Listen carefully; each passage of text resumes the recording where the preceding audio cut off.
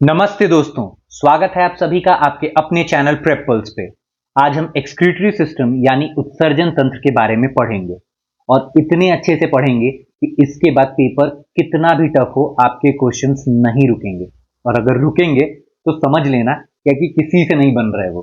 ठीक है, बाकी पढ़ने का फॉर्मेट सेम रहने वाला है। पहले कॉन्सेप्ट को डिस्कस करेंगे, उसके बाद फिर हम उससे रिलेटेड जितने भी पेपर में क्वेश्चंस आए हैं वो आपको बहुत आसान लगेंगे और उसे हम बना लेंगे। चलिए तो हम लेक्चर स्टार्ट करते हैं।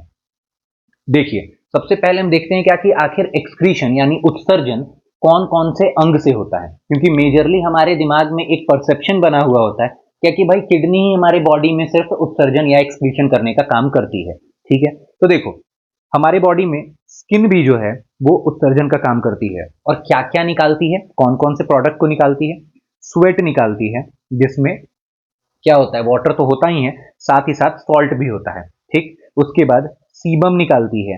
ये ऑयल या ऑयली टाइप होता है जो आप देखते हो, अगर आप सो के उठते होगे तो आप देखते हो क्या कि आपके नाक पे या गाल के ऊपर जो है वो ऑयल का थोड़ा सा कंसंट्रेशन, जो लोग बोलते भी हैं क्या कि ऑयली स्किन हो रहा है, वो सीबम होता है। ठीक है, तो स्किन जो है वो क्या क्या निकालती है वो आपको समझ में आया। बाकी देखो लंग्स, देखो लंग्स भी जो है वो उत्सर्जित करता है और क्या क्या उत्सर्जित करता है भाई, CO2 वेस्ट है और साथ ही साथ कफ को। ठीक, उसके बाद इंटेस्टाइन, इंटेस्टाइन से क्या, एक्सक्रीटा या मल जो हमारा निकलता है। ठीक है, सॉलिड फॉर्म में। उसके बाद है आपका लिवर।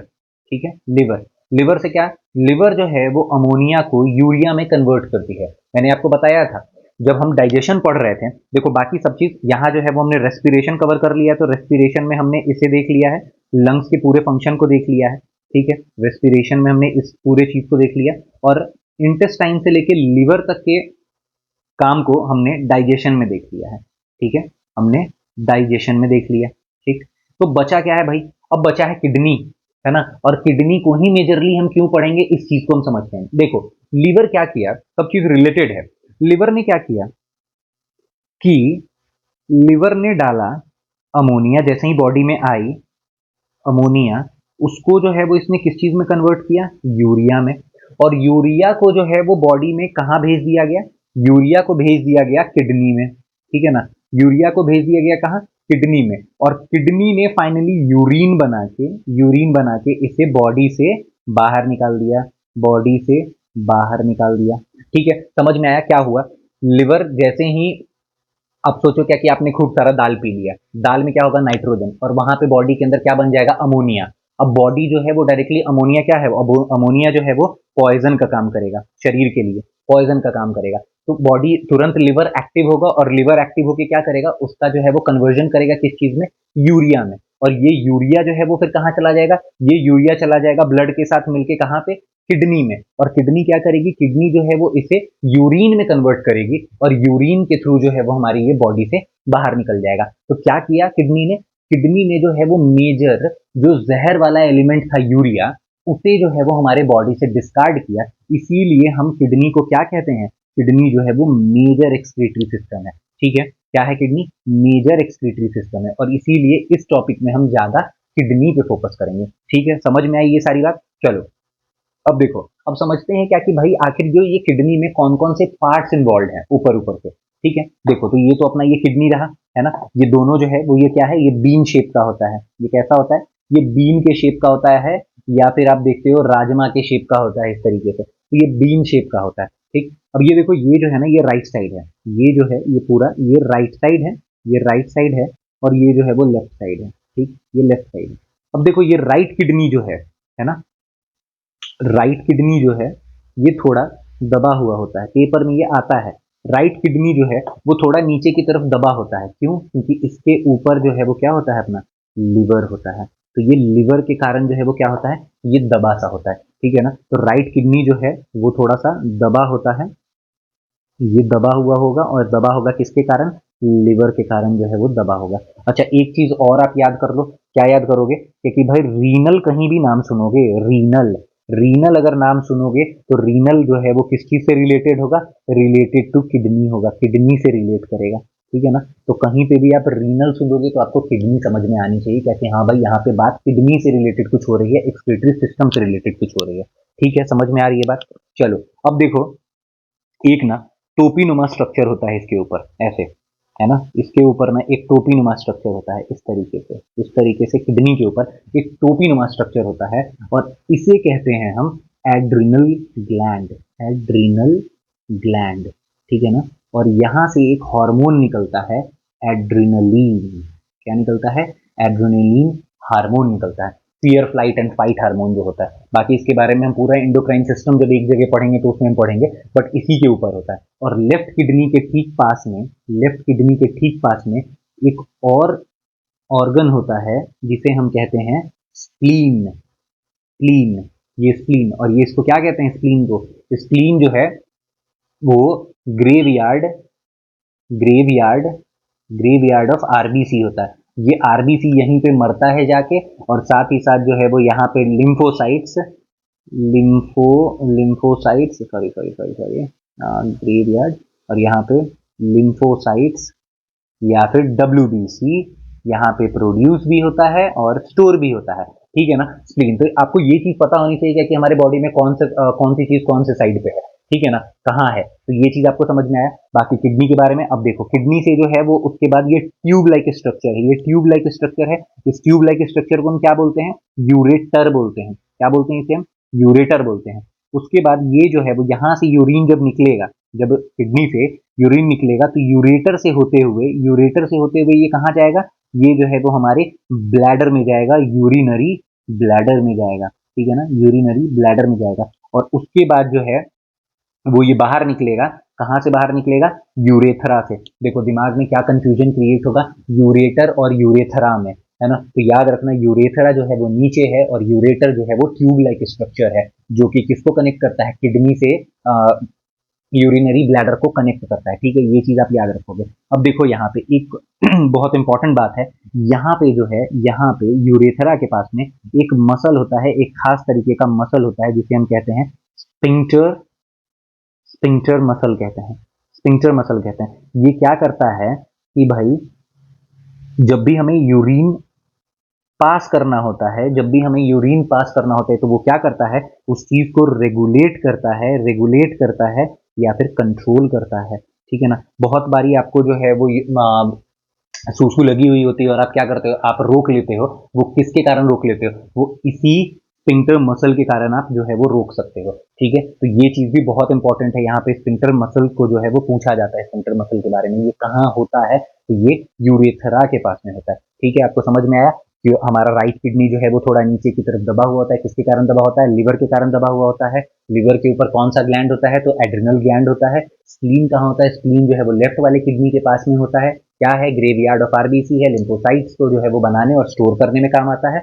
बाकी यूरेटर के बारे में समझ लिया, यूरेथ्रा के बारे में समझ लिया। चलो अब जो है वो थोड़ा किडनी के एनाटॉमी को समझते हैं, किडनी के अंदर की चीजों को समझते हैं, क्या कि और आखिर किडनी जो है वो अगर ब्लड को जो है वो फिल्टर करता है तो ये कैसे फिल्टर करता है, ठीक है। देखो इसको जो है वो कुछ मुख्य अंग हैं, ठीक है, ये चीज समझना।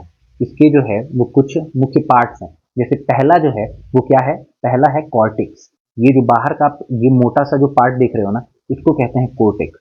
ये क्या है? ये आउटर पार्ट है किडनी का, इसे हम बोल देते हैं कोर्टेक्स। मिडिल पार्ट जो है ये अंदर इस तरीके से जो आप देख रहे हो ना, ये वाला पूरा, ये इस तरीके से, ये सब, ये जो है इसे कहते हैं मेडुला। इसका दूसरा नाम आप पिरामिड, इसका दूसरा नाम क्या है? पिरामिड, ठीक है ना। तो ये मेडुला, ये मिडिल पार्ट होगा, ठीक है, ये जो है वो मिडिल पार्ट है। और उसके बाद फिर ये जो है यहां से निकल के सारी चीजें, अब देखो सबसे पहले ये समझो क्या कि भाई आखिर इसके अंदर कैसे कैसे क्या हुआ। देखो फिल्ट्रेशन हुआ, फिल्ट्रेशन हुआ, देखो यहाँ पे मैं कलर चेंज कर लूँ जरा, देखो यहाँ पे फिल्ट्रेशन हुआ, यहाँ से फिल्ट्रेशन हुआ। तो फिल्ट्रेशन होने के बाद सबसे पहले कहाँ पहुंचेगा? मेडुला के पास, मेडुला के अंदर पहुंचेगा। मेडुला से जो है वो बाहर निकलेगा, यहाँ पे देखो ये मेडुला के अंदर आया, यहाँ पे मेडुला के अंदर आया, मेडुला से बाहर आएगा तो ये जो है ये इसको कहते हैं माइनर कैलिक्स। आप कैलिक्स समझो, है ना। और ये कैलिक्स से जो है वो यहाँ से निकलता हुआ, यहाँ से निकलता हुआ इस जगह पे क्या होगा? सारा यूरिन जो है वो हर जगह से आके, यहाँ से आके या फिर ये नीचे से आके या ऊपर से आके सारी यहाँ पे आके कलेक्ट हो जाएगा, यहाँ पे आके कलेक्ट होगा। और इस पर्टिकुलर जगह को हम क्या बोलते हैं? इस पर्टिकुलर जगह को हम कहते हैं रीनल, रीनल पेल्विस, ठीक है। क्या बोलते हैं? जहां पे यूरिन जो है वो किडनी के अंदर कनेक्ट हुआ उसे क्या बोलते हैं? रीनल पेल्विस कहते हैं, ठीक। ये चीज समझ में आया। और देखो अब ये रीनल पेल्विस से जो है वो फिर नीचे उतर के कहाँ चला जाएगा, ये यूरेटर है इसी से, और यूरेटर से फिर नीचे कहाँ आ जाएगा, फिर ब्लैडर में आएगा, ब्लैडर के बाद फिर यूरेथ्रा में आ जाएगा। ठीक है, ये चीज समझ में आए। अब देखो इसके पास ना बहुत इंपॉर्टेंट एक क्वेश्चन बनता है कि देखो यहाँ पे ना वेन्स है ना, आर्टरी और veins, renal artery renal veins है ना, ये सारी चीजें हैं। इन सारी चीजों का कॉम्बिनेशन, यहाँ पे कुछ नर्व्स भी होते हैं, इन सब का कॉम्बिनेशन जो होता है वो क्या होता है, रीनल हीलियम, है ना, रीनल हीलियम। और ये मैं आपको क्यों बता रहा हूँ, क्योंकि ये पेपर में पूछा जाता है क्या कि सबसे ज्यादा मैक्सिमम अमोनिया NH3 किडनी के अंदर कहाँ पाया जाता है, तो रीनल हीलियम के अंदर जो है वो मैक्सिमम अमोनिया पाया जाता है। ठीक है, आपको समझ में आया कि रीनल हीलियम के अंदर क्या होता है, मैक्सिमम अमोनिया जो है वो पाया जाता है। ठीक है, अब देखो थोड़ा हम इसके हाइट और मतलब वेट विथ के बारे में समझ लेते हैं, थोड़ा इसके थिकनेस के बारे में समझ लेते हैं। तो देखो ये जो है वो टोटल इसका लेंथ कितना होता है, 10 से 12 सेंटीमीटर का होता है। इसका विथ जो है वो तुम्हारा 5 से 7 सेंटीमीटर है। थिकनेस जो है वो 2 से 3 सेंटीमीटर है। और वेट जो है वो 120 ग्राम से लेकर 170 ग्राम तक हो सकता है। ठीक है ना, ये एज पर आदमी, अगर दुबले पतले होंगे तो थोड़ा कम होगा, अगर थोड़े मोटे ताजे हैं तो उनके अंदर थोड़ा सा ज्यादा होगा। ठीक है, तो इसमें याद करने वाली बात क्या है, कॉर्टेक्स जो है वो आउटर पार्ट है, मेडुला जो है वो मिडिल पार्ट है, उसके बाद फिर रीनल हीलियम जो है वो क्या है, उसके अंदर जो है वो अमोनिया मैक्सिमम किडनी के अंदर स्टोर कहाँ पे होता है अमोनिया, तो आप याद रखोगे क्या कि रीनल हीलियम में होता है, ये पेपर में आता है। ठीक है ना, और किडनी के अंदर जो है वो कहाँ पे सारे यूरिन कलेक्ट होते हैं, तो ये जो है वो आपका कहाँ पे होता है, रीनल पेल्विस में होता है। ठीक, चलिए अब आगे देखें। अब थोड़े किडनी के बारे में और थोड़ी बात को समझ लेते हैं। देखो किडनी जो है वो, किडनी का असल में काम क्या है, किडनी जो है वो फिल्टर करती है, ब्लड को फिल्टर करने का काम अगर पूछा जाएगा तो वो क्या करेगा, वो किडनी करेगी। वहीं ब्लड को प्यूरिफाई करने का काम करेगा तो कौन करेगा, लंग्स करेगा। याद रखोगे ये चीज क्या कि अगर ब्लड के प्यूरिफिकेशन की बात आएगी, अगर प्यूरिफिकेशन की बात आएगी तो आप क्या याद रखोगे, आप जो है वो यहाँ पे लंग्स को याद रखोगे, लंग्स को याद रखोगे। और अगर अगर ब्लड के फिल्ट्रेशन की बात होगी, फिल्टर करने की बात होगी, तो आप किसका नाम याद रखोगे, आप किडनी का नाम याद रखोगे। ये बहुत इंपॉर्टेंट है। और लंग्स को प्यूरिफाई करने से हम क्या समझते हैं भाई, ब्लड को प्यूरिफाई करने का मतलब क्या समझते हैं, प्यूरिफाइड ब्लड का मतलब होता है ऑक्सीजनेटेड ब्लड, मतलब ऑक्सीजन जिसमें ज्यादा है, ऑक्सीजन रिच ब्लड को ही हम प्यूरिफाइड ब्लड कहते हैं, और कुछ नहीं है। ठीक है, ये चीज समझ में आया। अब देखो किडनी का और क्या काम है भाई, ये यूरिन का फॉर्मेशन करेगी, साथ ही साथ बहुत इंपॉर्टेंट पीएच रेगुलेट करती है, ब्लड के अंदर पीएच को रेगुलेट करती है, मतलब एसिडिक और बेसिक फैक्टर को जो है वो क्या करती है, रेगुलेट करती है। क्या करती है, एसिडिक और बेसिक फैक्टर को जो है वो ब्लड के अंदर रेगुलेट करती है। अब देखो, अब जो है वो मेम्ब्रेन, किडनी को जो है वो एक मेम्ब्रेन बाहर से जो है वो एक झिल्ली जो है वो कवर करके रखती है, बाहर से एक झिल्ली कवर करके रखती है। उस झिल्ली को हम क्या कहते हैं, तो उसे कहते हैं हम रीनल कैप्सूल। क्या बोलते हैं, रीनल कैप्सूल। देखो अभी हमने रेस्पिरेशन में पढ़ा था कि लंग्स को जो कवर करती है उसे हम क्या बोलते हैं, उसे हम कहते हैं प्लूरा मेम्ब्रेन। क्या बोलते हैं, प्लूरा मेम्ब्रेन। ये सब कुछ पेपर में पूछा जाता है। अब वैसे ही देख लो, जब सर्कुलेटरी सिस्टम हम पढ़ेंगे तो हार्ट के बारे में भी जानेंगे, और यहाँ पे भी आप समझ लो क्या कि हार्ट को जो बाहर से कवर करके रखता है मेम्ब्रेन, उसे क्या कहते हैं, पेरिकार्डियम। क्या बोलते हैं, पेरिकार्डियम। याद रखोगे ये चीज, ठीक है ना, पेपर में डायरेक्टली पूछा जाता है। अब देखो किडनी का जो सबसे बेसिक या स्ट्रक्चरल या फंक्शनल यूनिट जो है, अगर कहेंगे स्ट्रक्चरल या फंक्शनल यूनिट कहेंगे तो कौन होगा, नेफ्रॉन। बहुत इंपॉर्टेंट, नेफ्रॉन। पेपर में डायरेक्ट क्वेश्चन अगर बहुत इजी है तो डायरेक्टली नेफ्रॉन ही पूछ लेता है, लेकिन नेफ्रॉन का दूसरा नाम अगर ऑप्शन में नहीं आया, मतलब नेफ्रॉन न देके कुछ और पूछ ले, तो फिर आप कैसे बताओगे। तो देखो इसे हम कहते हैं रीनल टिब्यूल्स, साथ ही साथ यूरिनी फेरस टिब्यूल्स। एकदम याद रखोगे, यूरिनी फेरस टिब्यूल्स याद रखोगे। रीनल मैंने बताया क्या कि रीनल तो आपको याद समझ में आ जाएगा क्या कि भाई रीनल क्या है, रीनल जो है वो किडनी से रिलेटेड है, तो आप पकड़ लोगे। लेकिन यहाँ पे यूरिनी फेरस, तो ये है इसमें जो है वो एक रूट वर्ड है यूरिन, यूरिनी फेरस में, तो आपको यहाँ से ये पकड़ में आ जाएगा। ठीक, अब देखो कितने जो है वो होते हैं नेफ्रॉन्स, 1 to 1.5 मिलियन न्यूरॉन्स जो है वो हमारे किडनी के अंदर, एक किडनी के अंदर होता है। ठीक है, ये चीज याद रखना। ठीक है, इसकी स्टडी को क्या कहते हैं, नेफ्रोलॉजी। नेफ्रॉन से नेफ्रोलॉजी आ रहा है, तो ये नेफ्रोलॉजी बहुत इंपॉर्टेंट, पेपर में बहुत बार पूछा जाता है। ठीक, अब देखो, अब आगे देखें, आगे जो है वो नेफ्रॉन के स्ट्रक्चर को समझते हैं। नेफ्रॉन के मैंने बहुत इजी वाला फोटो उठाया है कि भाई इसके डायग्राम से हम बहुत आसानी से समझ सकते हैं। अब देखो इसमें जो है सबसे पहले नेफ्रॉन के अंदर कुछ ये इस तरीके से गुच्छानुमा जो है वो नर्व्स का स्ट्रक्चर होता है। ठीक है ना, ट्यूब्स का स्ट्रक्चर होता है, और इस गुच्छेनुमा स्ट्रक्चर को हम क्या बोलते हैं, ग्लोमेरुलस। क्या बोलते हैं, सबसे पहला क्या है, ग्लोमेरुलस। क्या कहते हैं, ग्लोमेरुलस है। अब देखो इस ग्लोमेरुलस से मैंने पहले जो है वो धीरे धीरे आपको बात बताता हूँ, फंक्शन बताता हूँ, उसके बाद फिर मैं एक जगह पे आपको सब कुछ बता दूंगा, है ना, कि कौन क्या फंक्शन करता है। अब देखो सबसे पहले जो है वो इसके अंदर जैसे ही अगर ब्लड आया, ब्लड का प्यूरिफिकेशन स्टार्ट होगा तो ग्लोमेरुलस के अंदर जाएगा। अब ग्लोमेरुलस जो है वो क्या करेगा, खूब खूब अच्छे तरीके से फिल्ट्रेशन करेगा, और जैसे ही खूब अच्छे तरीके से फिल्ट्रेशन करेगा तो वो क्या करेगा, जितने भी न्यूट्रिएंट्स हैं ये सब को जो है वो हटा देगा, और उसके बाद जो है वो प्योर ब्लड को क्या करेगा, पास कर देगा। तो प्योर ब्लड को क्या करेगा, पास कर देगा। तो बच गया वो क्या बचा, फिल्ट्रेट बचा। अब वो फिल्ट्रेट को पास कर देगा आगे, क्या करेगा, फिल्ट्रेट को पास कर देगा आगे, और वो किस में चला जाएगा, बोमेन्स कैप्सूल में, ठीक है ना, वो कहाँ चला जाएगा, बोमेन्स कैप्सूल में।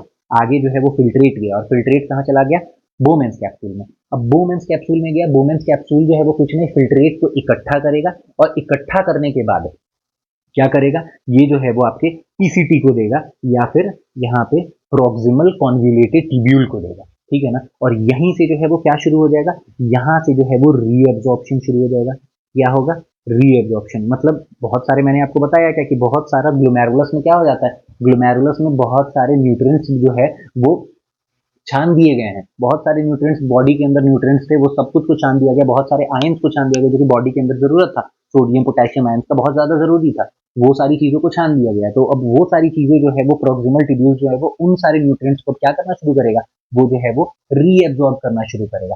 साथ ही साथ वो क्या करेगा, साथ ही साथ बॉडी में पीएच को मेंटेन, हमने देखा था ना कि किडनी क्या करता है, बॉडी में ब्लड लेवल्स में जो है वो पीएच को मेंटेन करता है, एसिडिक और बेसिक फैक्टर को मेंटेन करता है। तो ये पीएच को जो है वो मेंटेन करना शुरू करेगा, और ये पूरी चीज जो है वो कहाँ तक चलती रहेगी, प्रॉक्सिमल टिब्यूल से लेकर के डिस्टल टिब्यूल तक जो है वो ये सेम रीएब्जॉर्प्शन चलता रहेगा, ठीक है ना। इस बीच में जो है वो क्या आएगा, ये जो वैल्यूनुमा स्ट्रक्चर है, ये जो एक वैल्यूनुमा स्ट्रक्चर है, इसको कहते हैं हम लोग हेनले लूप।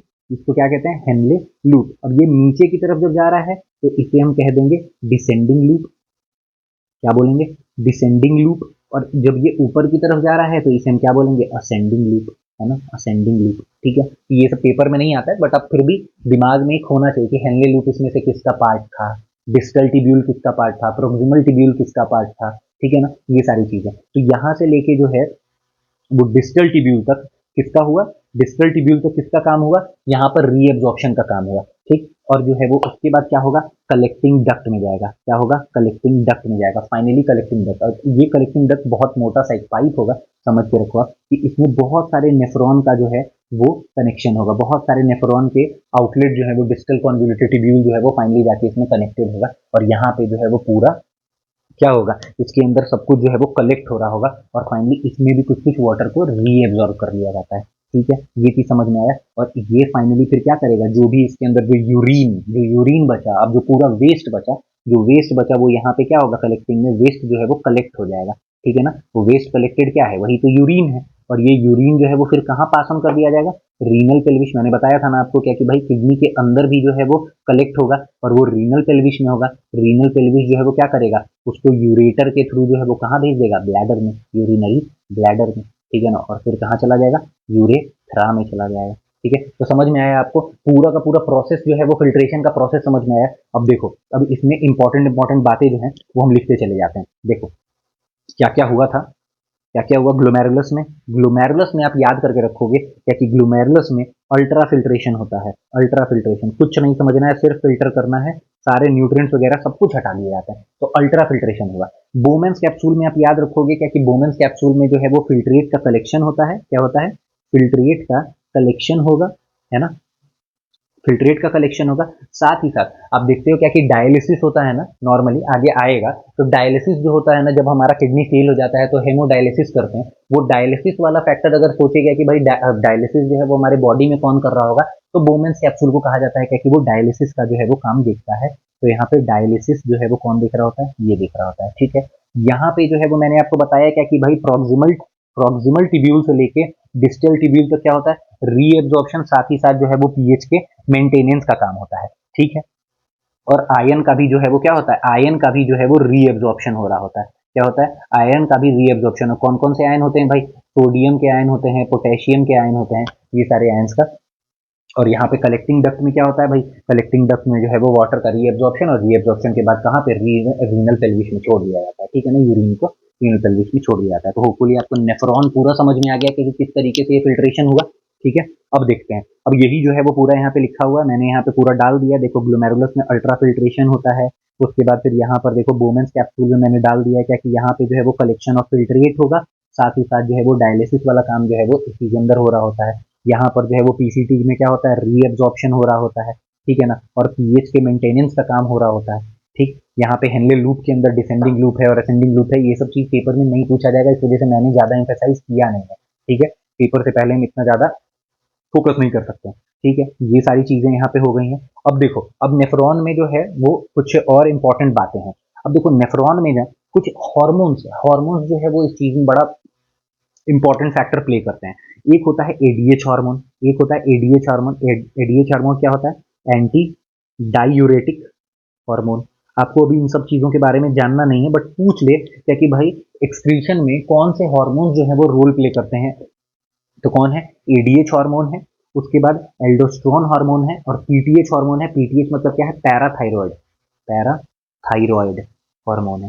ठीक है, पैराथायरॉयड हार्मोन है जो कि एक फिल्ट्रेशन के लिए ज्यादा रोल प्ले करता है नेफ्रॉन के अंदर या किडनी के अंदर। तो एडीएच, एल्डोस्टेरोन और पीटीएच। ठीक है, ये आप याद करके रखोगे बस। चलो अब आगे देखते हैं क्या कि यूरिन के कुछ कंपोनेंट्स को समझ लेते हैं। देखो अभी हमने देखा क्या कि भाई अल्ट्रा फिल्ट्रेशन हो गया, रीनल पेल्विस में आ गया, तो अब यूरिन में क्या क्या चीजें हैं वो चीज समझ लेते हैं। तो यूरिन में जो है वो बेसिक कंपोनेंट की अगर मैं बात करूं तो यहाँ पे वाटर है और यूरिया है। तो वाटर कितना है भाई, एक हो गया वाटर और दूसरा हो गया यूरिया, है ना। तो यूरिया जो है वो पेपर में अक्सर पूछा जाता है क्या कि भाई यूरिया जो है वो कितना परसेंट होता है, तो भाई 2% होता है। याद कर लेना, पेपर में आता है ये चीज क्या कि यूरिया कितने परसेंट होता है। अच्छा देखो, मैं बार बार यूरिया यूरिया कर रहा हूँ, आप जो है वो यूरिया का केमिकल फॉर्मूला याद कर लेना, पेपर में ये भी पूछ लिया जाता है। क्या होता है, CuNH2 CuNH2 अगर स्ट्रक्चरल वे में अगर देखें तो C double bond O NH2 ठीक है ना, इस तरीके से होता है, इस तरीके से इसका कुछ स्ट्रक्चर होता है।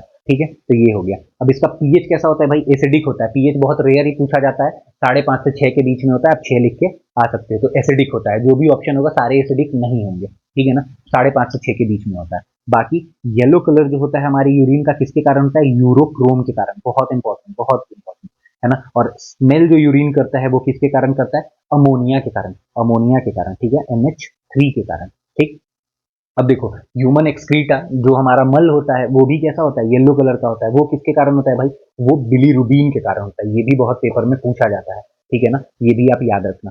चलो अब आगे किडनी में होने वाली कुछ बीमारियों के बारे में हम समझ लेते हैं क्या कि भाई कौन कौन सी बीमारियां हो जाती हैं। तो देखो सबसे पहले तो भाई किडनी में स्टोन होता है। तो अब जो है वो पेपर जब टफ आ रहा है तो आपसे ये पूछ लिया जाएगा कि किडनी स्टोन बीमारी को जो है वो हम क्या कहते हैं। तो आप याद रखोगे रीनल कैल्कुली, क्या कहते हैं, रीनल कैल्कुली। और दूसरा जो वो स्टोन होता है वो कौन सा कंपाउंड होता है, ये चीज पूछा जाएगा। तो कैल्शियम ऑक्सलेट, कैल्शियम ऑक्सलेट। अब देखो ये चीज जो है वो कैसे डायग्नोज होती है, तो भैया अल्ट्रासाउंड या सीटी स्कैन से जो है वो ये डायग्नोज की जाती है। ठीक है, अब यूटीआई के बारे में बहुत सुना होगा आपने, यूटीआई के बारे में, यूरिनरी ट्रैक्ट इन्फेक्शन, यूटीआई को आपने देखा होगा। अब ये यूटीआई जो है वो उसके बारे में आपने पढ़ा है, तो यूटीआई का दूसरा नाम क्या होता है, ये चीज जो है वो आप जान लो, पाइलोनेफ्राइटिस, है ना, पाइलोनेफ्राइटिस। दूसरा इसमें होता क्या है, ये एक बैक्टीरियल इन्फेक्शन है। ठीक है ना, जो किडनी के टिश्यूज में होता है ये एक बैक्टीरियल इन्फेक्शन है। कौन सा बैक्टीरिया है भैया, इकोलाई बैक्टीरिया है, याद करके रखोगे इकोलाई बैक्टीरिया। और अगर बैक्टीरियल है तो कौन से दवा से सही हो सकता है, एंटीबायोटिक लेके सही हो सकता है। ठीक, एक एक चीज बहुत इंपॉर्टेंट है इसमें। ठीक है, अब देखो हाइड्रोनेफ्रोसिस, हाइड्रोनेफ्रोसिस, हाइड्रो से मतलब क्या हो रहा है, हाइड्रो, हाइड्रो मतलब क्या होता है, पानी। और पानी जो है, पानी होगा तो क्या हो जाएगा, किडनी फूल जाएगी। तो क्या है यहाँ पे, किडनी में स्वेलिंग आएगी, किडनी में स्वेलिंग आएगी यूरिन के कारण। तो हाइड्रोनेफ्रोसिस में क्या होगा, हाइड्रोनेफ्रोसिस में जो है वो किडनी में स्वेलिंग आ जाएगी। वहीं पाइलोनेफ्रोसिस में क्या होगा, यहाँ पे बैक्टीरियल इन्फेक्शन यूटीआई वाला फैक्टर आएगा और यहाँ पे इकोलाई बैक्टीरिया। ठीक है, यहाँ पे ये चीज समझ में है, हाइड्रोनेफ्रोसिस में स्वेलिंग इन किडनी। अब देखो, अब जो है वो है तुम्हारा ग्लोमेरो नेफ्राइटिस। ठीक है ना, अब देखो इसमें क्या होता है, यहाँ पे ग्लोमेरुलस अभी देखा हमने, उसके अंदर जलन होता है, इन्फ्लेशन ऑफ द ग्लोमेरुली, है ना। ग्लोमेरुलस के अंदर क्या होगा, जलन होगा। ठीक है, जिसके कारण ये होगा। अब देखो इसके कारण दो चीजें हो जाती हैं, इसका सिम्टम है, दो चीजें होती है। सबसे पहला होगा हेमाट्यूरिया, हेमाट्यूरिया। हेमाट्यूरिया में क्या हो जाएगा भाई, ब्लड आएगा यूरिन के अंदर, पेपर में आता है ये। हेमाट्यूरिया, हेमा मतलब होता है हेमोग्लोबिन, है ना। तो हेमोग्लोबिन जो है वो आपके ब्लड में क्या होता है, रेड पिगमेंट होता है, वही तो लाल कलर होता है। तो यूरिया से आप क्या पकड़ सकते हैं, यूरिया से यूरिन पकड़ सकते हो और हेमा से ब्लड पकड़ सकते हो। तो इस तरीके से आप पकड़ लोगे क्या कि यूरिन में क्या आ गया, ब्लड आ गया, इस तरीके से। दूसरा प्रोटीन यूरिया, प्रोटीन यूरिया, ये क्या होगा भाई, प्रोटीन आ जाता है। आप सुनते हो गया क्या कि यूरिन में क्या हो गया, यूरिन में जो है वो प्रोटीन बढ़ गया है। तो यूरिन में जब प्रोटीन का बढ़ जाएगा तो उसको क्या बोलते हैं, प्रोटीन यूरिया, ठीक है ना। और ये सब जो है वो उससे क्या होगा, यूरिन में, यूरिन कह रहा हूँ, ग्लोमेरुलस में इन्फ्लेमेशन होगा, ठीक है। ये चीज एकदम याद करके रखोगे, ये पेपर में आता है ये सारी चीजें, ठीक। अब देखो, अब है क्रोनिक किडनी डिजीज, है ना। एक होता है acute kidney disease, acute kidney disease. इसमें क्या होता है भाई, इसमें जो है वो किडनी खराब होता है तो कुछ दिन के अंदर वो सही हो जाता है, दवा ववा लेके आप सही कर जाते हो। बट क्रोनिक अगर होगा तो इसमें किडनी जो है वो फेल कर जाएगा, gradual loss of kidney function, kidney जो है वो फंक्शन करना बंद कर जाएगा कुछ महीने या कुछ साल के अंदर, ठीक है ना। और इसके एंड स्टेज को, जिस समय पूरा एक फाइनल स्टेज आ जाएगा, उसको हम क्या बोलते हैं, एंड स्टेज रीनल डिजीज या फिर ईएसआरडी, ठीक है। ये सब तो खैर नहीं पूछा जाएगा, बट पूछा क्या जाएगा, अगर किडनी फेल हुआ तो इससे क्या क्या चीजें हो जाएंगी, इससे हो जाएगा यूरेनिया, इससे हो जाएगा क्या, यूरेनिया, पेपर में पूछा जाता है। और यूरेनिया में क्या हो जाएगा, ब्लड में अमोनिया जो है वो बढ़ जाएगा, अमोनिया का कॉन्सेंट्रेशन बढ़ जाएगा। पेपर में पूछा जाता है क्या कि इनमें से कौन से डिजीज में अमोनिया का कॉन्सेंट्रेशन बढ़ जाता है, तो कौन सा है, यूरेनिया में, ठीक है ना, यूरेनिया में। और इसके कारण जो है वो फिर हमारा किडनी अगर खराब हो गया तो हम क्या करेंगे, डायलिसिस करेंगे, डायलिसिस करेंगे। और डायलिसिस को ही हेमोडायलिसिस भी कहते हैं, डायलिसिस करेंगे। ये क्या है, एक आर्टिफिशियल तरीका है, एक कृत्रिम तरीका है ब्लड को फिल्टर करने का, आर्टिफिशियल वे है, ठीक। या फिर किडनी ट्रांसप्लांट करना पड़ेगा, अगर कोई डोनर मिल गया तो ट्रांसप्लांट करेंगे। और अगर किसी मृत आदमी से, अगर मृत आदमी अगर कोई हमारा डोनर है ना, तो इससे कितने देर में हम ले सकते हैं किडनी, अप्रोक्सीमेटली 48 घंटे के अंदर हमें जो है वो क्या करना है, किडनी ट्रांसप्लांट कर देना है, अगर कोई मृत आदमी है तो, ठीक है। ये चीज। अब देखो गाउट, गाउट बहुत इंपॉर्टेंट, गाउट मतलब क्या होता है, बहुत बूढ़े लोगों को क्या हो जाता है, गठिया, है ना। तो इसमें क्या हो जाता है भाई, इसमें जो है वो पहले समझो क्या होता है भाई, एक जो है वो अपना ब्लड है, अपना जो है वो बोन है, ठीक है ना, इस तरीके से अपना हड्डी है। इस हड्डी के क्या होता है ना कि हड्डी में यहाँ पर इस तरीके से, इस हड्डी के नीचे यहाँ पे एक कवरिंग होता है, यहाँ पे।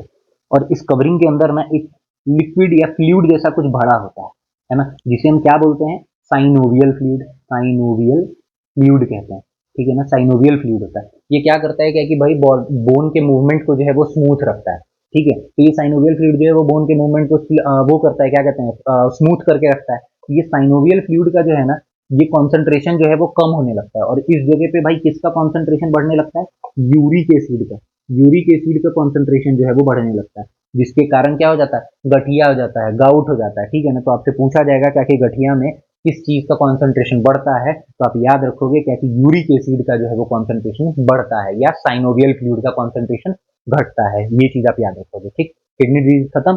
अब देखो, अब जो है वो एक्सक्रीशन किस किस तरीके से नॉर्मली सारे लिविंग बींग के अंदर होता है, वो चीज समझते हैं। देखो, सबसे पहला है अमोनोटेलिक, अमोनोटेलिक टाइप होगा। तो इसमें क्या होगा भाई, इसमें डायरेक्टली जो है वो अमोनिया ही निकाल के बॉडी निकाल देगी, डायरेक्ट NH3 निकल जाएगा, ठीक है। क्या होगा, डायरेक्टली अमोनिया बना और अमोनिया ही सिक्रीट कर देगी, बॉडी बाहर निकाल देगी, एक्सक्रीट कर देगी, सॉरी, ठीक है ना। अब ये जो है, ये बहुत अमोनिया जो है वो बहुत टॉक्सिक होता है, बहुत टॉक्सिक, ठीक है। और अगर बहुत टॉक्सिक होगा तो उसके लिए पानी की जरूरत बहुत ज्यादा होगी, पानी का रिक्वायरमेंट बहुत ज्यादा होगा उसको न्यूट्रलाइज करने के लिए, ठीक है ना। तो बहुत टॉक्सिक होगा तो उसको पानी का जो है वो क्या होगा, पानी का जरूरत जो है वो बहुत ज्यादा होगा। और पानी में रहने वाला, पानी सबसे ज्यादा कहाँ है, पानी में रहने वाले जीव ही तो है, वहां पे पानी सबसे ज्यादा है। तो वहां पे क्या हो जाएगा, ये एक्वेटिक एनिमल्स के बीच में होगा। ये सारी चीजें पूछी जाती है क्या कि अमोनोटेलिक जो है वो सबसे ज्यादा टॉक्सिक है कि नहीं, न्यूट्रलाइज करने के लिए किसमें सबसे ज्यादा पानी की जरूरत है, और कौन से जानवर में पाया जाता है ना, मतलब एक्सक्रीट करने वाले ऐसे कौन से जानवर है जो अमोनोटेलिक हैं इसमें से, इस तरीके से पूछा जाता है। तो इस तरीके से आप याद रख सकते हो क्योंकि अमोनिया, अमोनिया सबसे जहरीला, सबसे जहरीले को सबसे ज्यादा पानी चाहिए न्यूट्रलाइज करने के लिए, और सबसे ज्यादा पानी कहाँ है, नदी समंदर में है। तो एक्वेटिक एनिमल्स के अंदर जो है वो क्या होगा, ये अमोनोटेलिक वाली बात होगी, ठीक, ये चीज। अब देखो यूरियोटेलिक, क्या है, यूरियोटेलिक, यूरियोटेलिक में क्या होगा भाई, यूरिया निकलेगा, यूरिया निकलेगा, क्या होगा, CO NH2 होल 2, है ना, ये NH2 होल 2 बार बार लिख रहा हूँ ताकि आपको याद हो जाए ये चीज। ठीक है, ये जो है वो मॉडरेट है, बीच बीच में है, तो इसके पानी की भी जरूरत भी बीच बीच में होगी, और बीच में रहने वाले कौन है, बीच में रहने वाले हम है भाई, धरती के ऊपर हम रहते हैं, तो मैमल्स होंगे, एम्फीबियंस उभयचर होंगे, साथ ही साथ पेड़ में याद कर लो, पेड़ में कौन होंगे, पेड़ में लेग्यूम्स दलहन वाले पेड़ जो हैं वो होंगे। ठीक, अब देखो, अब दूसरा क्या है, यूरिकोटेलिक।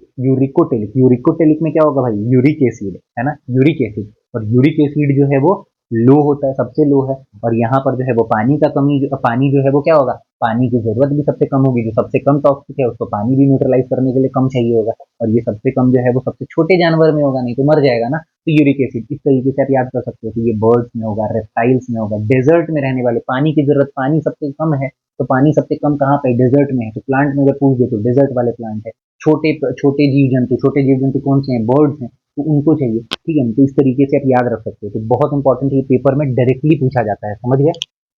चलो आगे देखते हैं, स्पेशल प्लांट विथ। अब देखो, प्लांट के बारे में अब तक हमने बात नहीं की है, तो अब देखो, प्लांट भी एक्सक्रीट करते हैं, बट नॉन नाइट्रोजिनस अगर एक्सक्रीशन हो रहा है तो वो कैसे हो रहा है, ठीक है, अब वो चीज देखते हैं। देखो यहाँ पे ना, ऑक्सीजन अगर प्लांट जो है वो अगर एक्सक्रीट कर रहा है वेस्ट के तौर पे, तो वो कैसे कर रहा है, वो देखो, वो स्टोमेटा से कर रहा है, फोटोसिंथेसिस के फॉर्म में। ठीक है, कैसे कर रहा है स्टोमेटा से निकाल रहा है, फोटोसिंथेसिस करके। तो जब प्लांट जो है, जब प्लांट सारे हरे पेड़ पौधे जो है वो ये काम करते हैं, तो वो क्या करते हैं, अगर ऑक्सीजन को अगर निकाल रहे हैं वेस्ट के तौर पे, तो वो कैसे निकालते हैं, फोटोसिंथेसिस के टाइम पे। ठीक, अब है कार्बन डाइऑक्साइड रेस्पिरेशन के टाइम पे निकलता है, सारे प्लांट से मैंने लिखा। अब आपको लगेगा क्या कि भाई ऑक्सीजन तो ये लेते हैं, और सॉरी, कार्बन डाइऑक्साइड तो ये लोग लेते हैं और ऑक्सीजन ये लोग छोड़ते हैं, तो कार्बन डाइऑक्साइड को ये वेस्ट के तौर पे निकाल कैसे रहे हैं। ठीक है ना, ये बहुत इंपॉर्टेंट है, इस चीज को समझो, मैंने आपको ये डाइजेशन में ही बताया था, फिर से एक बार मैं रिवाइज कर रहा हूँ। देखो यहाँ पे रेस्पिरेशन ना, सेलुलर रेस्पिरेशन की बात हो रही है, सेलुलर रेस्पिरेशन की बात हो रही है, मतलब सेल के अंदर। देखना, मैंने आपको बताया था कि क्या होता है सेलुलर रेस्पिरेशन में, ग्लूकोज जो है ग्लूकोज जो है वो ऑक्सीजन के प्रेजेंस में किस किस चीज में टूटता है, कार्बन डाइऑक्साइड में, वाटर में, और एटीपी में, है ना, जो 38 एटीपी एनर्जी निकालता है। ठीक है ना, और इसी को हम क्या बोलते हैं, एरोबिक रेस्पिरेशन। एरोबिक रेस्पिरेशन बताया था ना, एरोबिक रेस्पिरेशन। अब देखो, इस तरीके से टूटा, तो यहाँ पे बाई प्रोडक्ट में क्या निकला, कार्बन डाइऑक्साइड, और ये पूरा प्रोसेस हो कहाँ रहा है, माइटोकॉन्ड्रिया के अंदर। तो आपको क्या दिखा, क्या कि ये कार्बन डाइऑक्साइड इसके लिए क्या बन गया, वेस्ट बन गया, बट कहाँ बना, सेलुलर रेस्पिरेशन में। याद रखना ये चीज, सेलुलर रेस्पिरेशन में। ठीक, ये चीज समझना है। अब देखो, टैनिन्स और गोंद, वो कहाँ पे, बार्क वार्क में होता है। आप देखते हो कोई से पेड़ होता है जिसमें आप ब्लेड मार देते हो, या बैट वैट बचपन में खेलते रहते थे, तो वहां पे जो है वो क्या निकलता था, गोंद जैसा कुछ लसलसा सा पदार्थ निकल जाता था, जो कि ब्राउन ब्राउन हो जाता था, अगले दिन हम देखते थे, तो है ना, वो चीज, वो जो है वो नीम के पेड़ में देखा जाता है, या एकासिया के पेड़ में देखा जाता है। ठीक ना, उसके बाद जो है वो लेटेक्स, लेटेक्स के फॉर्म में, ये जो है वो कहाँ पे देखने को मिलेगा, ये रबड़ प्लांट्स में देखने के लिए मिलेगा, तो व्हाइट व्हाइट कलर का होता है। ठीक है ना, व्हाइट व्हाइट कलर का फ्लूइड या लिक्विड टाइप जो होता है वो। उसके बाद रीजन या फिर ऑयल, ये जो है वो डक्ट के थ्रू होता है, ये पाइन या फिर यूकलिप्टस में। अब देखो, पाइन ऑयल आपने सुना है ना, वो ऑयल जो है वो क्या होता है, ये उसका वेस्ट ही होता है। ठीक है, तो ये सारी चीजें बहुत इंपॉर्टेंट है, ये आप याद कर लेना। ठीक है, अब देखो, अब हमने पूरा एक्सक्रीशन जो है वो पढ़ लिया, पूरा एक्सक्रीटरी सिस्टम हमने देख लिया आधे घंटे के अंदर। अब हम क्वेश्चन लगाएंगे, अब देखना कि क्वेश्चन लगता है या नहीं लगता है। देखो क्या क्वेश्चन पूछ रहा है, in human beings excretory products in the form of soluble nitrogen compounds are removed by dash in the kidney. क्या बोल रहा है, मनुष्यों में घुलनशील नाइट्रोजन यौगिकों के रूप में उत्सर्जी उत्पादों को गुर्दे गुर्दे मतलब किडनी ने डैश द्वारा हटा दिया। किसके द्वारा, किडनी ने जो है वो नाइट्रोजन को किस तरीके से हटाया, नाइट्रोजन का कंपाउंड कौन सा था, यूरिया ही तो था। उस यूरिया को कैसे निकाला था, कौन सा बॉडी था, माइटोकॉन्ड्रिया से निकाला था क्या, न्यूट्रिशन से निकाला था, नेफ्रॉन से निकाला था, न्यूक्लियस से निकाला था, किससे निकाला था, नेफ्रॉन से। नेफ्रॉन ही तो स्ट्रक्चरल और बेसिक यूनिट था ना, या फंक्शनल यूनिट था ना। ठीक है, चलिए आगे देखिए, each kidney has large number of filtration unit called, क्या होता है, कौन सा था filtration unit, structure unit, functional unit, इसको क्या बोलते थे, उसको हम क्या बोलते थे, नेफ्रॉन्स बोलते थे। कितना आसान हो रहा है जब आप पूरा कॉन्सेप्ट एक बार समझ लेते हो, तो सब पेपर में आए हुए क्वेश्चन है। देखो अगला क्वेश्चन क्या है, dash converts ammonia that is toxic into urea. क्या बोला भाई, NH3 से CONH2 ये किसमें, मैं जानबूझ के जो है वो केमिकल फॉर्मूला लिख रहा हूँ। अमोनिया से किसमें, यूरिया में कौन सा बॉडी ऑर्गन जो है वो आपका कर रहा था, largest body organ in human body कौन था, लिवर। लिवर चेंज कर रहा था, और इस अमोनिया को जो है वो बाहर निकालने का काम कौन कर रहा था यूरिन के थ्रू, किडनी। ठीक है, तो यहाँ पे पूछा है अमोनिया से यूरिया में कन्वर्जन कौन करता है, तो लिवर करता है। ठीक है, आगे देखें, dash are fleshy tube that allow to move urine from kidney towards the bladder. अब वो देखो, ये किडनी था अपना, ये किडनी था, और ये किडनी से जो है वो इस तरीके से एक फ्लैशी ट्यूब था, और ये किस में जुड़ा हुआ था, ये एक ब्लैडर में जुड़ा हुआ था। ठीक है ना, अब यहाँ थे किडनी, ये क्या था, ये क्या था, और ये क्या था, ये तो ब्लैडर है, यूरिनरी ब्लैडर। ठीक है ना, इसको क्या बोलते थे, इसको यूरेथ्रा बोलते थे, याद रखना, ये नीचे यूरेथ्रा है, और इसको क्या बोलते थे, यूरेटर है। तो कौन था, किडनी से ब्लैडर को कनेक्ट करने वाला, भाई यूरेटर था। वैसे भी इसमें जो है वो रीनल पेल्विस यहाँ पे है। बाइल डक्ट, बाइल डक्ट कहाँ है भाई, वो तो जो है वो आपके गॉल ब्लैडर के पास था।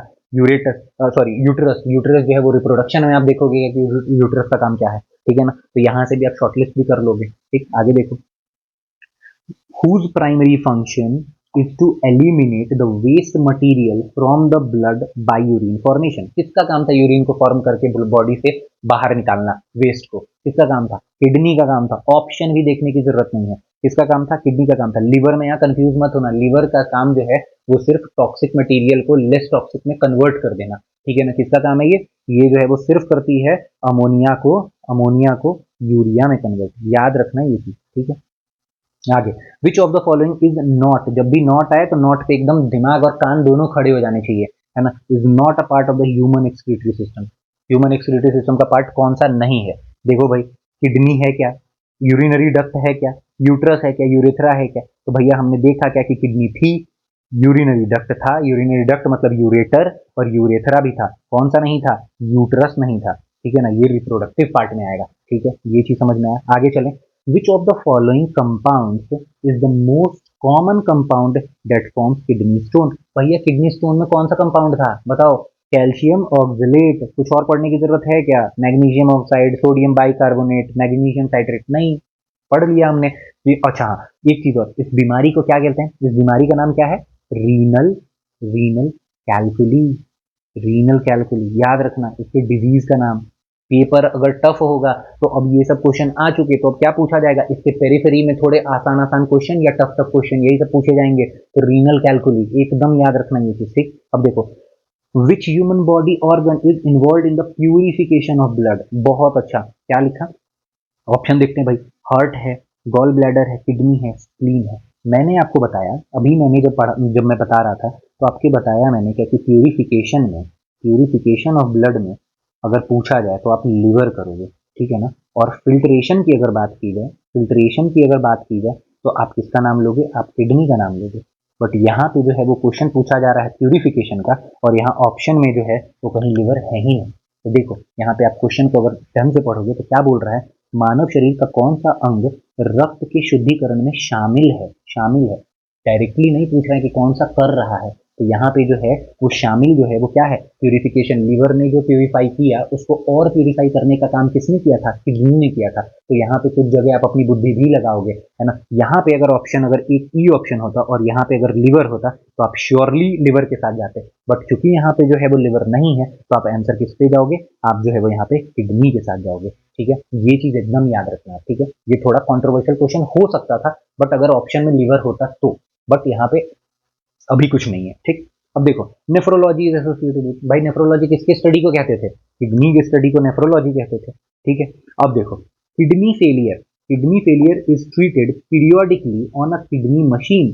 The process is known as, कौन सा प्रोसेस है, आप जानते हो, डायलिसिस करते हैं, हेमोडायलिसिस करते हैं, यही तो करते हैं, हेमोडायलिसिस। मेटाबॉलिज्म, अरे भाई डाइजेशन का पार्ट है मेटाबॉलिज्म, है ना। सर्कुलेशन, एक्सक्रीशन, आप ऑप्शन ही देख के आप इसको शॉर्टलिस्ट कर जाओगे। ठीक है ना, डायलिसिस डन। चलो आगे, आगे क्या है, a dialyser a machine used to clean patients blood is also known as artificial, क्या, किसका काम कर रहा है ये, किसका काम कर रहा है, आर्टिफिशियल इंटेस्टाइन का, आंत का काम कर रहा है क्या, हार्ट का काम कर रहा है, किडनी का, लंग्स का, किसका काम कर रहा है। ऑब्वियसली डायलाइजर जो है वो किसका काम करता है, किडनी का, आर्टिफिशियल किडनी का काम करता है। और ह्यूमन में अगर ह्यूमन में किया जाए तो डायलाइजर का काम जो है वो नेफ्रॉन के अंदर कौन करता है, आपको याद रहना चाहिए वो कौन होता है, बोमैन कैप्सूल। याद रखोगे, बोमैन कैप्सूल। आगे चलें, आगे है which of the following is not, not आया, दिमाग एकदम अलर्ट होना चाहिए, is not a part of human excretory system, कौन सा नहीं है, कलेक्टिंग डक्ट है क्या, ग्लोमेरुलस है क्या, बोमेंस कैप्सूल है क्या, या फिर ब्रोंकियोल। याद करो क्योंकि भाई यहाँ पे जो है वो गुच्छानुमा स्ट्रक्चर था, इसके चारों तरफ से जो है वो क्या था, बोमेंस कैप्सूल था, यहाँ से जो है वो निकले और इस तरीके से हेनले लूप था, ठीक है ना, और यहाँ से जो है वो कलेक्टिंग डक्ट में ये आके छोड़ रहा था। ये क्या था, ये ग्लोमेरुलस था, ये क्या था, बोमेंस कैप्सूल था, ये क्या था, प्रोक्सिमल कॉन्वोल्यूटेड ट्यूब्यूल था, ये क्या था, हेनले लूप था, ये क्या था भाई, डिस्टल कॉन्वोल्यूटेड ट्यूब्यूल था, और ये क्या था, कलेक्टिंग डक्ट था। यही चीजें तो थी, तो ये सारी चीजें थी, कौन सी नहीं थी, ब्रोंकियल। अगर वैसे भी आपने रेस्पिरेटरी सिस्टम कर लिया है मेरे से तो आपको पता है कि ब्रोंकियल क्या होता है, तो यही तो पार्ट नहीं था, ये तो रेस्पिरेटरी सिस्टम का पार्ट है। ठीक है, देखो आगे क्या है, in which disease treatment dialysis is involve. देखो कितनी बार डायलिसिस से पूछा जा रहा है, तो आपको नहीं लगता क्या कि और बाकी जो मैंने आपको बीमारियां बताई हैं उससे क्वेश्चन पूछा जाएगा, है ना, हाइड्रोनेफ्रोसिस क्या होता है, ये चीज आपसे नहीं पूछा जा सकता है, बिल्कुल पूछा जा सकता है। तो डायलिसिस किस में होता है भाई, कैंसर में होता है, एस्टिग्मेटिज्म में होता है, रीनल फेलियर में होता है, या फिर अर्थराइटिस में होता है, तो बिल्कुल किडनी फेलियर या रीनल फेलियर में होता है ये। ठीक, चलिए तो देखिए हमने जो है वो पूरा एक्सक्रीटरी सिस्टम खत्म कर लिया और बहुत अच्छे से पूरे प्रीवियस ईयर क्वेश्चन के साथ खत्म किया है ना, सारे कॉन्सेप्ट कवर हो गए, सारे क्वेश्चंस कवर हो गए। ठीक है, होपफुली आप सबको ये बहुत अच्छे से टॉपिक समझ में आया होगा। अगर कोई प्रॉब्लम हो तो कमेंट सेक्शन में बेझिझक पूछिए, और चैनल पे चल रहे स्टैटिक और हिस्ट्री सीरीज वो भी देखिए, क्योंकि वो भी आपके एग्जाम के लिए बहुत बहुत इंपॉर्टेंट होगा इसी तरीके से। चलिए बाकी धन्यवाद।